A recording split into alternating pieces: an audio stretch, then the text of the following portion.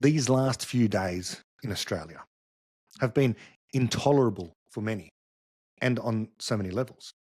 Firstly and primarily, the violence. Intolerable violence, once again against the Jews. Secondly, the evasion of reality by politicians, media types, intellectuals, and other influencers, particularly on the left. They speak of generic hate, of terror and extremism, but they are singularly incapable of naming the actual ideology, Islamist extremism, extreme forms of Islam.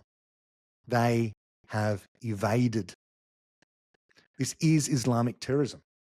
Again, we've got no problem talking about white nationalism or Nazis or the far right or fascism or Christian extremism in the very few rare cases where that does rear its head. Why can the Prime Minister not say the words Islam or Islamism or Muslim or Islamic extremism in this context now? It is intolerable. It has been particularly intolerable since the Bondi tragedy, but it has been intolerable for Jews in Australia, particularly in big cities like Sydney and Melbourne, since October 7, 2023. Not that it was easy before that. As David Deutsch continues to observe, this present pogrom is only getting worse. Each time there seems to be an apparent lull and a glimmer or a hope, yet another major anti-Semitic incident happens. In Australia, it began with the event on the Sydney Opera House steps, where an explicitly anti-Jewish, anti-Semitic, terrorist-supporting gathering occurred less than 24 hours after Hamas and other Palestinians invaded Israel. They massacred 1,200 plus people, took another 200 plus hostage. On the Opera House steps, Sydney-siders from the Muslim community celebrated this. They chanted, "Gas the Jews." They held up Palestinian flags. They asked, "Where's the Jews?" The police at the time did an investigation. Did they say "gas the Jews" or where's the Jews? They settled on "where's the Jews," as if that somehow mitigates things. The issue wasn't the gas or the where's, it was the Jews. It was about the Jews. That was the key word. By the way, on that day, only one person got arrested, a Jewish man holding an Israeli flag, Mark Spiro. That's absurd, and it's intolerable. What did the federal government do after this about all of that, the gathering on the Opera House steps? Nothing. Nothing but permit weekly terrorist-supporting parades where they waved the Palestinian flag, sometimes alongside the ISIS flag, and carried posters with anti-Semitic tropes. And then the federal government condemned the Israeli government, welcomed over 1,300 Gazan so-called refugees, and petitioned the UN to recognise Palestine as a state, reprimanding Netanyahu at the same time.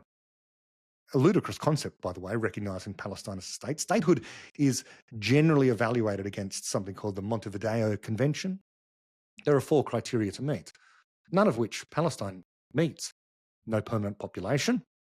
They often claim to be in a state of permanent refugee status.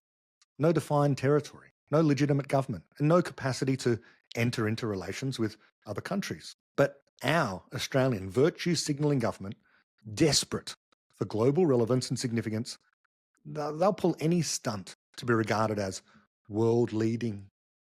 I'll come back to that in another episode. It is intolerable we have a government that seems to have a kind of juvenile level of maturity, desperate for attention or desperate to be noticed and unable to be at peace with who they are as this low to middle power.